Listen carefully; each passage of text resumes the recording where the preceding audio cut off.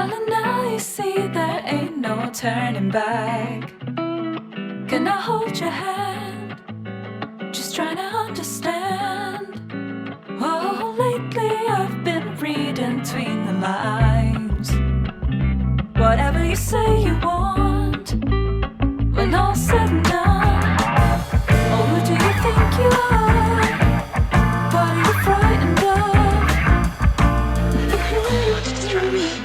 I just have no clue where we're at. Can't help feeling. Hello and welcome to the latest episode of Harmonious World.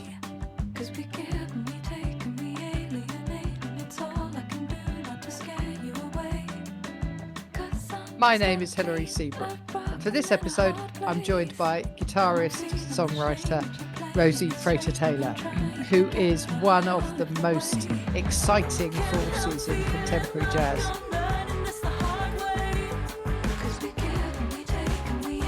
It was really difficult to choose tracks to play alongside my conversation with Rosie, but what you're listening to now is Give and Take, which is the first track on Featherweight Deluxe, which is out now. Featherweight itself was out back in November, so I've enjoyed listening to Rosie in the last few months, including at Love Supreme and also in her session with Nigel Williams from Jazz FM, which was lovely, at the wonderful Pheasantry in the King's Road. So I hope you enjoy listening to my conversation with guitarist Rosie Frater-Taylor.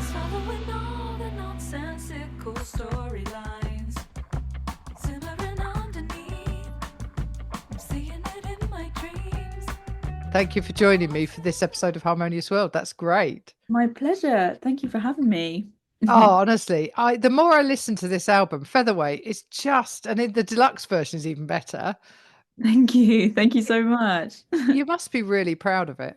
Yeah, I am really proud of it. I guess, I've been through every kind of phase of emotion around it, as I think you can probably imagine. But yeah, at this point, I'm definitely proud of it. Definitely proud of it. Yeah, good. And you've got a nice band around you, haven't you? Yeah, so we've got who's in the band? Dave Edwards, my bass player, who was based in Leeds. We met in Leeds, and Tom Potter is my drummer from Glasgow, and a couple of singers as well. So as Luke Keel, he sings, and my cat is coming to gate crash this interview, by the way, just so That's you know. fine. That's fine. It's okay. Okay. And Varushka as well. She's another backing vocalist. So great, honestly, to play with those guys. Yeah. And obviously I saw you all at the Pheasantry and then at Love Supreme as well. Yeah. And you just feel like you've kind of got a vibe going that you all get. Thank you. I think it's just we've had the opportunity to play together like a lot, and so on top of, them being amazing players and stuff, when you put amazing players together and we get to play as much as we have, I guess we sort of have a bit of an unspoken like chemistry, like off stage as well. I just genuinely really like them all as people, and I think that maybe comes across. Yeah, no, it does. It really does. And you do seem like you're one of the busiest people in the music business at the moment, which is great. Yeah, I mean, I love that you're getting that from me. You seem to be everywhere, which is really good. And of course, Jazz FM love you. Yeah, a lot of support from Nigel Williams, of course. Me and Nigel, which is, obviously great to have that support, and I love the station, and it's kind of my era of music, ironically, being 25. Yeah. I do love Jazz FM, so yeah. Yeah, no, absolutely. I think Nigel is very good at spotting people who are going to be successful. He was the first person that introduced me to Blue Lab Beats. Really? And I just went, wow, where did they come from? And I think they'd literally just kind of sent him a track, and he'd gone, yeah, I really like this, so come in. I heard he had Pat Metheny on as well, so I think he might have a bright future ahead of him. Yeah. Oh dear. So let's talk a bit about your background. So you mentioned Leeds. So how Mm. did you start off though playing the guitar? Um, so just to clarify, I didn't study in Leeds, but Oh, I just met Dave in Leeds. Yeah, oh, I didn't when know we were that. playing a show. Yeah, yeah, yeah. Um, Oh, so my background, goodness me. So I come from like a very musical family. My parents are both musicians. They're both actually jazz musicians. My dad is a drummer, mum is a singer. So, and I'm an only child as well. So it's like double whammy, in terms of, degrees of support. yeah, I was absolutely. able to kind of, I'm still able to take advantage of to this day because they're so supportive of everything that I do, which is, all you can ask for as an artist. So they were quite pivotal in my coming up in music, and not that they ever like pushed me to be one thing or the other, but I think just, it wasn't always an option on the table. And when that's an option, it's the most fun option. So why would you choose any other career path if it's an option? It's Yeah. presented to you as an option. So sort of got learnt drums from my dad when I was younger. Then kind of picked up a guitar, went to like Saturday music centres, eventually ended up playing in the National Youth Jazz Orchestra big band as the guitarist.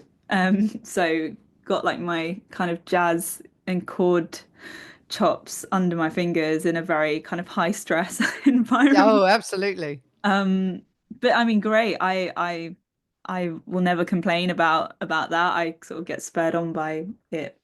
Yeah, and then eventually, did my A levels and kind of, was quite into history and English and philosophy and stuff like that. But didn't really know what I wanted to do, and so I auditioned for the Royal Academy just out of like, oh well, see what happens, and happened to get in, and I was like, well, I guess I got to go now. So I ended up there studying jazz guitar, and that's kind of where I realized I didn't want to be a jazz guitarist. I wanted to be a songwriter come jazz guitarist. Because I love pop music and I love songwriting, and when you combine that with a love of guitar and a love of jazz guitar, yeah, I've just always found that the most satisfying combination. And so that's kind of where I'm at, I suppose, with it all. That's really interesting. I had my fair share of time in Nijo as the baritone sax player, so a long, long time ago. That's crazy. Yeah, I know. That's really interesting. One of the things that has crossed my mind as I've been listening to this album more is you've got something of Tracy Chapman's songwriting. Do you know what I mean? There's something there that's sort of that folk kind of, the words are really important, aren't they? Mm. I think they're definitely important, but they are always, at least for me, dictated by the music, to be honest. I think where like Joni Mitchell is maybe the other way around, like making sure the words are fitting with the music. I'm more like, no, making sure the music is fitting with the words. I'm Right. making sure the words are fitting with the music. I'm quite rhythmically minded in a lot of ways. And so I think I'll come up with a melody or a rhythm or something that's sort of linked to the guitar part, and then I'll be like, okay, the words have to fit with this. But at that point, they are obviously still important. But I think, yeah, it's dictated by how the music is making me feel, I suppose, rather than the other way Yeah. That's really interesting. Very around. good. At this point in the podcast, I would like to play a bit of Hold the Weight, which has got Michael League in it, because I'm fascinated by his playing as well. Mm.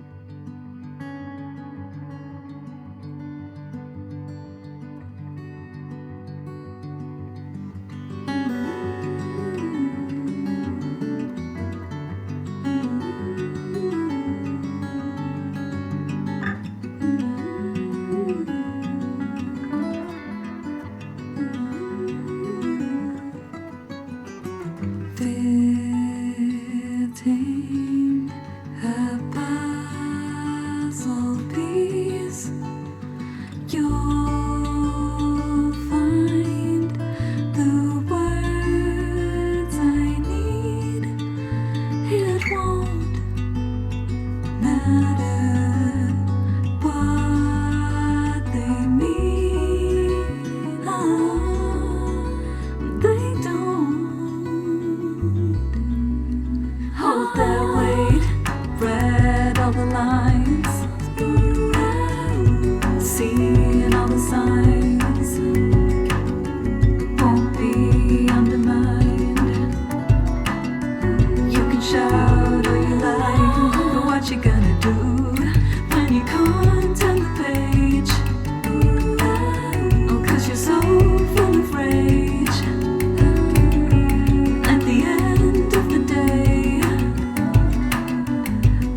Don't hold the weight,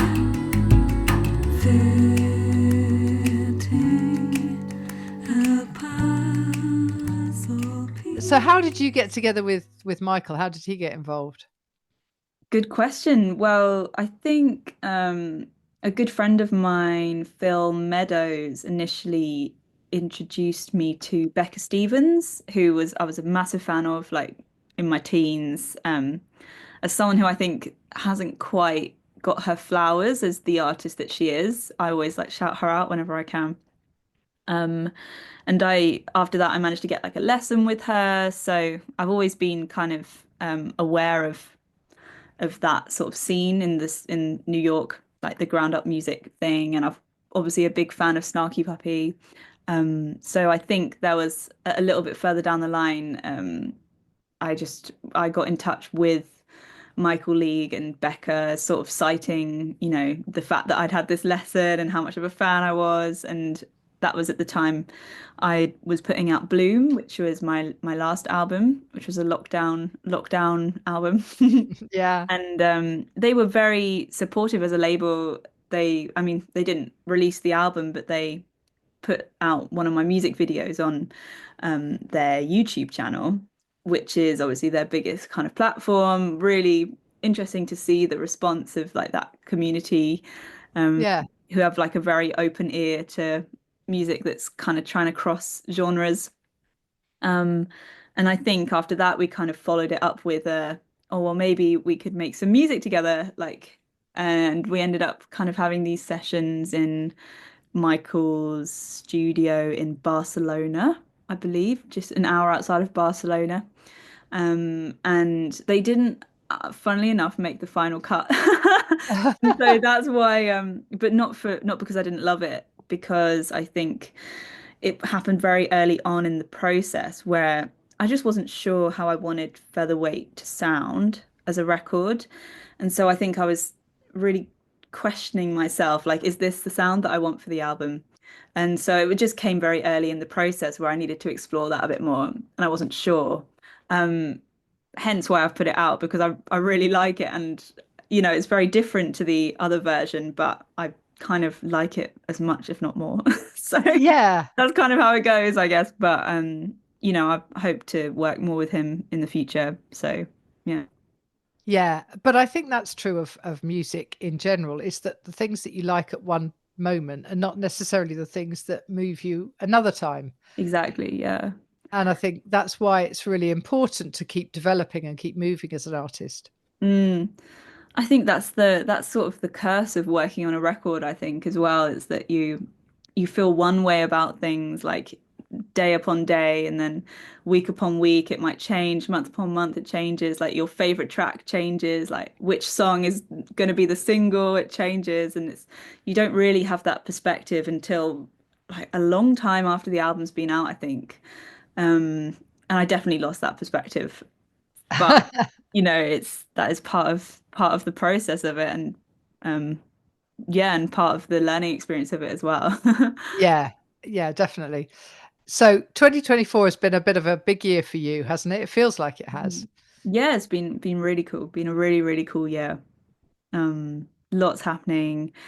It's been, I think my record was received in the way that I wanted it to be. In that it was like, I think it was picked up by a lot of the guitar press. I sort of managed to hustle my way into the Gibson Garage launch, um, with like Jimmy Page and Brian May and all of these Gibson fans. So I was very pleased that the guitar, I hate the word guitar community, but I'm going to use it. I hate the guitar community kind of picked up on it in a way that was really thrilling.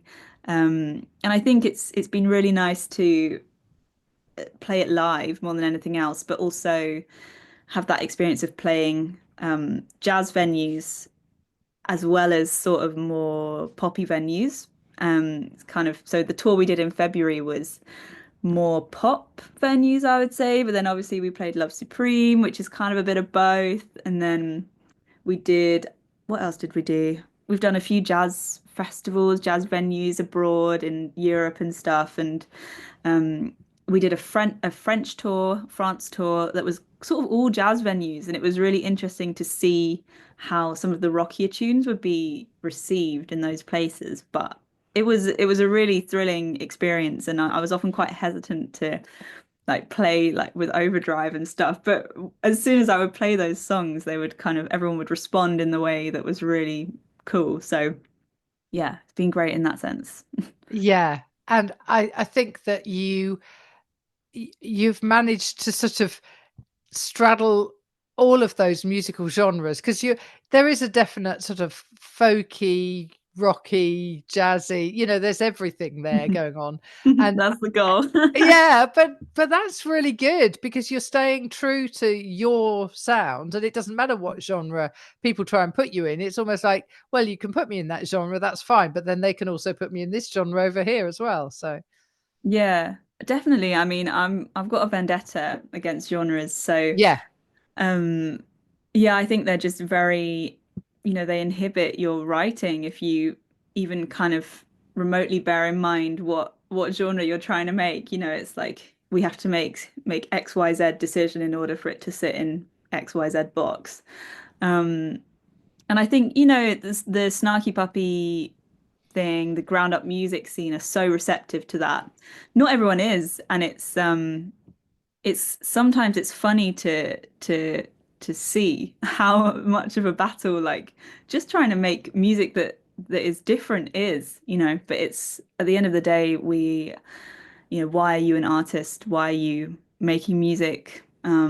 Just try not to confuse that message at all. In my yeah, whenever anyone asks me, it's like it's all about the authenticity and the honesty of the music and the music that I love and just try and do something new like all of my idols did, like Joni Mitchell, Kate Bush, I'm trying to think, I mean, even Steely Dan, um, so many people like Jazz Fusion, Pat Metheny is obviously a great example. Just trying to do something new is yeah. what I'm always is my goal as an artist. So well, if that's a battle, then it's a battle. But it's not a battle. It's great fun, obviously. But sometimes I have to be like, and I'm talking to Spotify mainly, like, why are you trying Yeah, to put me in on this playlist? no, No, it's not absolutely. that. But a lot of my favorite artists complain about this as well. Madison Cunningham's an amazing singer-songwriter, guitarist from the States. She complains about being put in the folk box. Right. The music isn't folk, but I Yeah. guess it's what does it when you think of folk, I guess you think of like all these great singer-songwriters and stuff, but it's not that simplistic. It's just simple view, and I'm rambling now. Simple No, view. no, and I think you're absolutely right. Yeah. When I started this podcast, I was kind of, well, I'm going to do some jazz and some classical, and Mm, you'd be amazed how many times I get sent something, and I'm like, well, I kind of think it's jazz, but it's modern classical that's mm, got some elements of improvisation in, and it doesn't matter to my, and that I think is the danger of a generation who is growing up where the music they listen to on Spotify. So mm. they don't know who any of the artists are. They don't know anything about the Exactly. artists. Yeah. They don't know what albums. They just literally listen to a track that could be 5 weeks old or 5 years old or whatever, Mm, and they have no concept of that. Whereas at least I think if you listen to curated um, music channels like Jazz FM, but lots mm. and lots of radio stations and Well, I things. mean, Radio One. Well, yeah, Yeah. at least you get some kind of context. Mm, This is from the latest album, or this is from their last one, or whatever it is. And I yeah. think that context is just missing for so many people who just get their music on Spotify. Yeah. It's no one's fault though at all. I No, think it's because there's so much music out there. What is the most interesting thing for me is that like new music revenues are like the lowest they've been. I don't have any figures to hand, but like there's such a rise in like all of this old music yeah, that labels like major labels are investing all of their money into buying up catalogs, like buying up big artist catalogs, like I'm not Yeah. sure if Kate Bush has sold a catalog yet, but rather than investing in new music and in new artists, because they know that people are going for all of this old music that they know Yeah. that is sort of, that's rather than being, because people are just overwhelmed by the amount of music that's being released.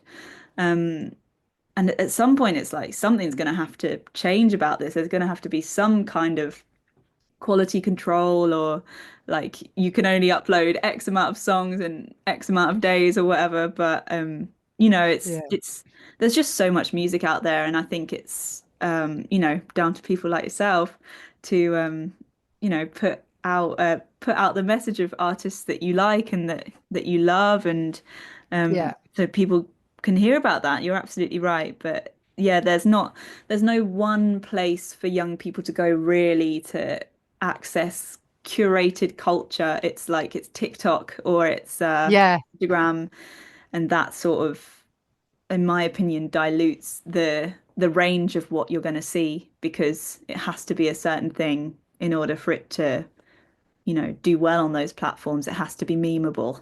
Yeah, well, that's right. And I think one of the things that I keep trying to say to people is, if you have a choice, if you possibly can, go and see an artist and then buy the CD at the Mm, venue from the artist, because that's the way the artist gets the most revenue from that CD.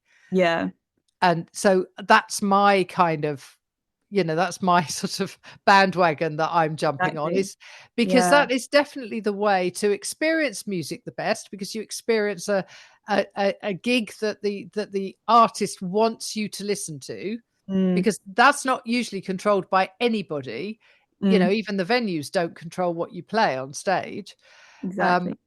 and to then buy the CD from the artists is absolutely the best thing to do. Totally. Well, it's yeah, and it's like these I think it's just an evolution of what the industry is. It's like you're not going to get these, or at the moment you're not getting these Glastonbury headliners coming through, like these huge artists, maybe other than like Chapel Roan and Charlie Yeah. XCX, but they're like the big three.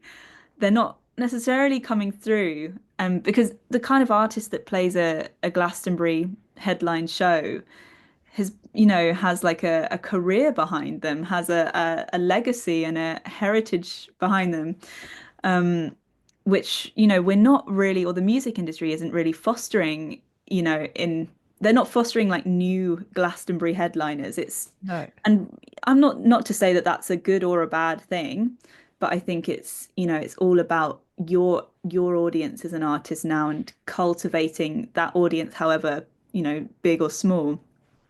And I think we're seeing more artists with smaller, dedicated audiences, which is good or bad. I don't know. It's not my place to say. But yeah. Yeah. Well, where can people hear you in coming months? Are you going to have a break over Christmas, or Yes. what's I'm happening? having a Christmas break. No one can stop me. No.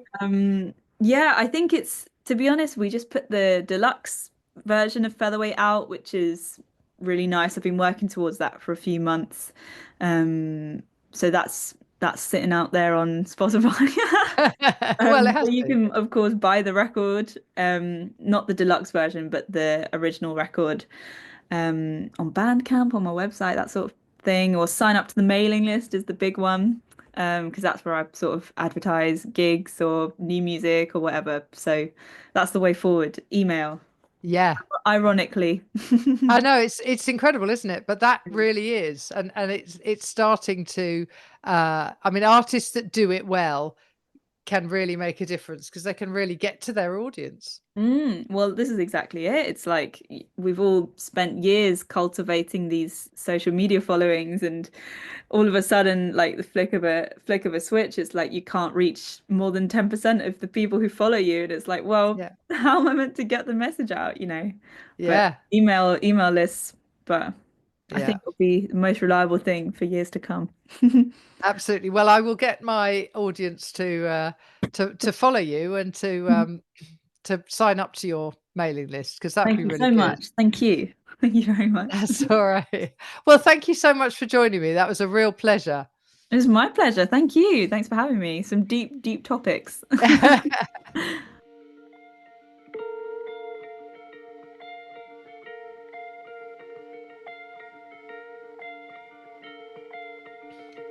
I hope you enjoyed listening to that conversation with Rosie Frater-Taylor.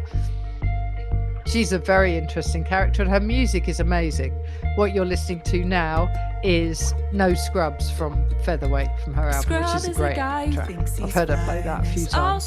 So thank you for joining me once more for Harmonious World, and I hope you have a really good week. So no, I don't want your number. I don't want to give you mine, and I don't want to meet you nowhere. I don't want none of your time. No, I don't want no scrub. A scrub is a guy who can't get no love from me. Hanging out the passenger side if his best friend's right, trying to holler at me. I don't want no scrub. A scrub is a guy who can't get no love from me. Hanging out the passenger side if his best friend's right, trying to holler at me.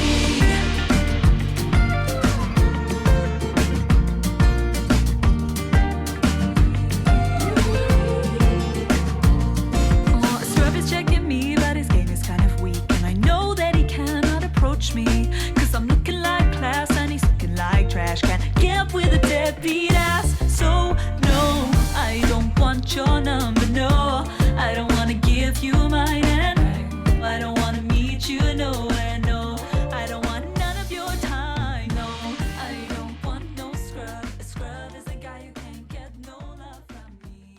Hanging out the passenger side.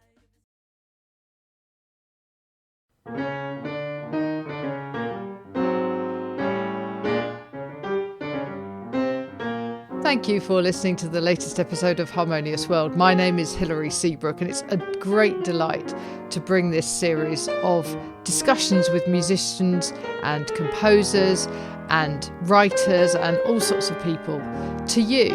Obviously, there's no point in having a podcast if people aren't listening, and I'm very grateful to my listeners for doing so. Thanks also to Joe English for composing and performing this new theme tune. So wherever you get your podcast, you can leave a review. You can share this with your friends and family, either as a link or on social media and that sort of thing. I'd be really grateful for that. Don't forget that you can subscribe now. There's a link wherever you get your podcasts. So have a great week, and please remember why I started this, which is just to try and make the world a little more harmonious. Thanks for listening to Harmonious World.